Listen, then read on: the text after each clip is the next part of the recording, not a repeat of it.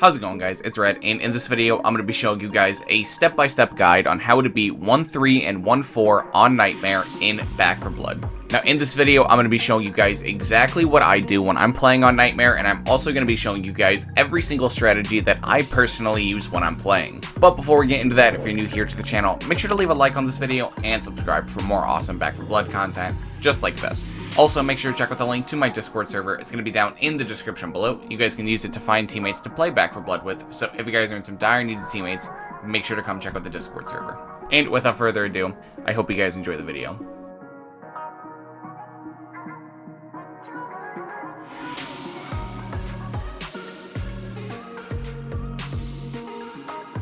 Alright, so here we are, we just loaded into 1-3, and the first thing that I always like to look at before I load up into basically any mission is what the active cards are, what all of our active corruption cards are, to be exact. And that's because these obviously heavily influence how you play, and the only ones that I like to really look out for are Cost of Avarice, because Cost of Avarice, in my opinion, is the only corruption card that really makes me play really far out of my way. But outside of that, every other one, just make sure you read it just so you know it's there. Like, for this level, for example, just knowing that there's going to be a boss coming at some point is very valuable information to know. Like, that way, when a breaker comes up or a hag shows up later, like, that doesn't just completely catch me off guard. And as for what you should buy in the shop, I think that the number one thing you need to focus on is getting your supplies first, rather than like guns and attachments. Like, I basically never buy this stuff unless I just have like excess money. For example, like if Cost of Avarice is around and I have to waste all my gold, or if I just have like 10,000 gold just for no reason, like then I can buy this stuff. But for now, I like to focus on equipment and upgrades. And in terms of upgrades, none of these ones are really the ones I like to buy. I like to buy the ones that give me extra support and offensive slots and upgrade the rarity of all my support and offensive items. Outside of that, I don't really buy any of these, so I have a bunch of excess money, so I'm actually just going to buy this compensator and then just move on, because I'd rather save my money than waste it on like something not useful like this. And just one more thing before we start, the deck I'm using, I did just go over on my channel, so I'll be leaving a link to that video right now where I go way more into depth, you know, with the deck and how, you know, it's supposed to be played and what you're supposed to be doing with it. But for right now, we're going to move on, but I'll leave a link to it right now. So here we go. We got a breaker intro right from the start. Now, the easiest way to defeat the breakers are to obviously just shoot them in their weak spots. But I mean, on top of that, just keeping your distance from them. Like, there's very specific things that make all of the bosses a lot easier to kill. And if you're playing on solo, I would highly recommend just throwing your bot teammates out to die for the breaker. Like, that's going to be honestly just the number one way you can beat them, because when the breaker starts aggroing on you, life's going to get really rough, especially on the higher difficulties like Nightmare, where it doesn't take a lot for a breaker to kill you. And he is just about dead. That was actually looking kind of rough for like half a second, but he's dead. We just got to pick up Mom, and then we can move on with our day. And just like that, that is how you beat, you know, a breaker on Nightmare, just seemingly with no issue. Just like I said, make sure you keep your distance from them, because if there is one thing that you can kind of notice I was doing, it was making sure that I was always kind of like kiting him, making sure that even though he's using his leap attacks, it's still just too much distance to hit me as well. You know, I'm debating not even using this toolkit door, but who knows, maybe I can find like a new gun or a new attachment or something. Like, you know, usually I debate not using my toolkits because I'm a little tight on gold, but obviously that isn't the case right here. So we'll just take our free heal station, probably our 1 or 2 free attachments, and then we'll be on with our day. Toolkits are honestly really powerful, though. Like, you should really make sure that you should load in with a toolkit on essentially every single mission. Like, the loadout that I went in when I first started, I would highly recommend you guys use just a frag for all of the special infected, because it one taps basically everything except I think bruisers. And pills, in my opinion, right now are the best just, you know, healing item that you could possibly have right now. And I do think toolkits are the best 5 slot, and I think that one's not even close. I think toolkits are just objectively the best out of all of them. Like, I think the ammo box, the tase gun, the razor wire, like, comparative to how good the toolkit is, it kinda sucks. So just a continuation from earlier, we're not, you know, pressing forward until we know everything's dead. We're just keeping our distance. We are really not trying to get close and personal with all of our new Ridden friends here. Just gotta make sure you play nice and slow and loot, because, like, the game gets a lot easier when you slow down and collect everything, and that way you can have a surplus of resources, because this game really does get hard when it makes you feel like you need to rush through everything and you don't have time to loot, and, you know, you only get maybe an eighth of, like, all the loot on the level, instead of getting 100% of the loot on the level, or, like, you know, maybe something very close, and then you have a surplus of resources, and then just everything's a lot easier. Alright, so here's a snitcher. So something I've liked to, you know, consistently do now ever since card order doesn't matter. I like to just kill these guys right away now, because I stack most of my decks with weak spot damage cards, and if you plan to use the assault rifle deck, you can do that to just about every snitch you're ever going to see, except if they're, like, ferocious. Now, something that I do want to talk about is healing items when you're playing on solo, and if you're not playing on solo, this obviously doesn't apply, because you will honestly just, you know, your friends won't want to play with you anymore. But if you're playing solo and just with bots, don't be afraid to be super, super stingy with all of the healing items. And I mean hog every single one of them, because the bots aren't going to get mad at you for using every single healing item, and honestly, the bots aren't even going to be using the healing items, like, themselves. So if you don't use them, they just simply go to waste. Alright, so here we are. Oh, nope. Alright, so we're coming up on one of, if not the hardest part on the entire map. It's not actually this part, it's going to be the next thing. Unfortunately, I got hit with a sleeper because I'm really, really good at this game and really know how to avoid them. But if you ever do get stuck in a spot, like I usually get stuck right here, and this is a really, really good place you can tunnel up either side of this trailer, especially if you just, like, come back in this back area here. Like, look, the bots are doing everything for me. I haven't fired a bullet in, you know, a second. Alright, but right now we are approaching one of, if not the hardest parts in the entire mission. So I'm going to walk you through what we're going to do first, and then I'm going to do it, just so you guys can know what's happening, and then I can show you, because there's a strategy that we got to do that makes this part a lot easier. But I'd rather just explain it to you first, rather than, you know, kind of explain it, like, on the go. So for anyone that's played this mission before, you know you got to start the sand machine. That way you can pour the sand down and, you know, let it pour for us to climb on. Well, as soon as we do that, we are going to be climbing up here. And the reason that we're doing that is, you know, you're going to see, because of all these written, their only way to access me up here is by funneling through right here. And, you know, obviously funneling them to only being able to come in through one side is a very, very powerful thing that we can use. And it's going to make the difference between making this part, like, damn near impossible to, like, actually not that hard. Alright, so we just started the machine, so now we are going to absolutely just bolt to this thing, whatever this thing is called. Alright, well, as you can see, it doesn't always go super smoothly the first time. I actually need my teammates here because I saw a stalker there. But that's okay. This is why we hog up all of those healing items when we're playing on solo, because of this situation exactly. We want to be able to tank a few hits if we can.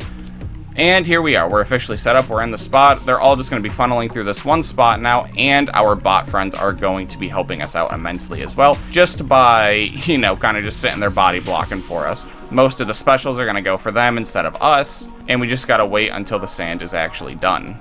And unfortunately, with the fog, I kind of can't see the sand all the way over there, so I'm kind of, you know, just gonna kind of have to wait until the game either says go, or until, like, a character prompt says we're good or something. So I think now has been long enough. So we're just going to go, and we're just going to try to bolt our way all the way to the sand. Oh my lord, I am just getting absolutely mulled on. Here we go. Okay, good. But we passed it, which is the good part. And now, right after that, you just want to funnel up in here until you can get the rest of your team and stabilize. Because the last thing that you want to do is, you know, get past this part. And as you can see, I was having some difficulty doing it. Like, it's not an easy part to get past. And the last thing you're going to want to do is just keep progressing forward and just, you know, making you farther away from your team, because, you know, obviously you want to be as close to your team as humanly possible, so you don't just want to keep running ahead of them just for the sake of completing the level, because even if you do complete the level without them, you're still getting less supply points anyway, which makes it kind of not worth it to leave them behind. But I mean, as you can see, I've been sitting here for a little bit now, and you know, the hordes never end. Like I said, that is one thing that they changed from Nightmare and No Hope to, you know, from every other difficulty, is they usually stop by now, but they're never gonna stop, which, you know, kind of means, like, once we stabilize, we gotta go, because stabilizing isn't always just gonna be once the horde stops. It's gonna be once we're not actively almost dead. And the number one thing you're going to want to, you know, value in these situations is your individual survival, not your teams. And again, this is when you're playing with bots. Obviously, if you're playing with other players, obviously try to keep them alive. But if you're playing with bots, just let them go. Alright, so, you know, just gotta slowly make our way to the end of this level here. And really the only thing you gotta go out of your way to make sure you don't get hit by is these sleepers. Because, you know, as long as you can just keep your gun up and, you know, defend yourself, these common aren't gonna really get anywhere. You know, because you can just melee them away, and then they're never really gonna touch you, as long as no special get here, and as long as you don't get held down by a sleeper. Just like that. And just like that, that is going to be your 1-3 comprehensive guide on how to beat 1-3 on Nightmare. Alright, so here we are on 1-4, and we're sitting here with 5,500 gold in our account. See, and this is what I'm talking about when I say, you know, surplusing your resources makes the game super easy, because I was able to just, you know, medkit myself all the way back up to full health, and I still just have a ridiculous amount of gold left. And this would obviously be a lot harder if I was missing like that, 3,000 gold I didn't use last mission, just because all of these, you know, ability just looked kind of weak. And honestly, they look kind of weak now. I don't really want to buy any of these now.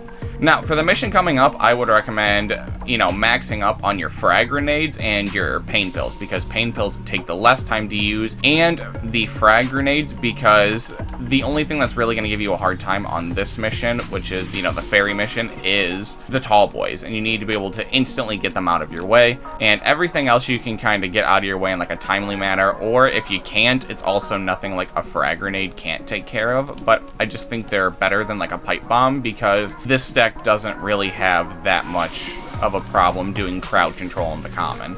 You know, we can just melee once, and then, you know, we can just shoot them. And now, honestly, how I've just kind of always done this part, and I'm not sure if this is like the most optimal way to do it or anything, but this is just how I've always passed it, is I like to just slowly make my way up throughout the bridge, and I like to just, you know, make sure it's done at a decent pace and with my team. I need to make sure I'm not leaving my teammates behind, because that's just the #1 way you can die on Nightmare, especially on solo. Like, the bots, they're good teammates and they'll do stuff for you, but if you leave them to die and they die, it feels really bad the next time you get hit by like a stalker or a crusher, something that you need your teammates for. And that's why I'm not leaving them, because I don't want to put myself in like that position and force a reset just because I left them. See, like, I heard a hawker, so I'm just making sure I got all my teammates behind me. That way, nothing bad happens. Because even if one, see, now hangs pinned, so I'm gonna go back and save them. Even if none of the other teammates will, I'm gonna go back and save this guy, because there is just a huge difference in having 3 players and having 4 players. But yeah, just remember when you're playing, there's no time limit for you to cross the bridge. Not yet, anyways. Even though the bots are kind of rush you, saying like, you know, hurry up and cross. Like, there's no time limit. Take your time. You know, you want to make sure you get there. You know, you want to make sure you beat it alive. Alright, so up next we have to plant the explosives on the boat. Now this, in my opinion, is the most optimal place to put the turret, and that is because that's also not when Blighted Infected are around, but that's just because that gives you just the most angles to, you know, give supporting fire for like all your other people. But again, on solo, this minigun doesn't really matter. So all we're doing now is we're just, you know, kind of waiting for our opening. You know, the Ridden can just funnel in here all they want. They're eventually going to stop, and they're eventually going to give me an opportunity to cross, just like they did. I knew it wasn't going to last forever. So it's better just to wait it out and, you know, wait for your moment, rather than, like, really try to just, like, force yourself in there. So just remember, as soon as you plant these, though, there's going to be a timer, and there's going to be, you know, like, no messing around. So that's why I'm waiting. I'm killing this hawker first, because I'm, you know, trying to get in a position where I don't have to do anything except just get back to the boat. So here we go, 59 seconds. And honestly, so far, this, you know, getting back to the boat has actually been significantly easier, because I didn't really face any sort of opposition. But usually it is a little bit harder. But yeah, this is going to essentially, I guess, just wrap up the 1-3 and 1-4 comprehensive guide. Up next is going to be 1-5 and 1-6, it's looking like. Because all we have to do now at this point is just sit here and, wait for the timer to go out, because unfortunately it does make us wait for the timer, and if we aren't standing right here, we will die. Like, if we're still on the boat when this timer goes off, we will die. Mission is officially completed. And that's going to wrap up the comprehensive 1.3 and 1.4 guide. Well, that's going to do it for the video, guys. Make sure to leave a comment down below telling me what you guys thought of this guide, and as always, if you happen to enjoy the video, make sure to leave a like and subscribe to my channel for more awesome Back 4 Blood content, just like this. Also, make sure to check out the link to my Discord server. It's going to be down in the description below. You guys can use it to find teammates to play Back 4 Blood with, so if you guys are in some dire need of teammates, make sure to come check out the Discord server. And until next time, it's been Red, and I'll see you guys in the next video.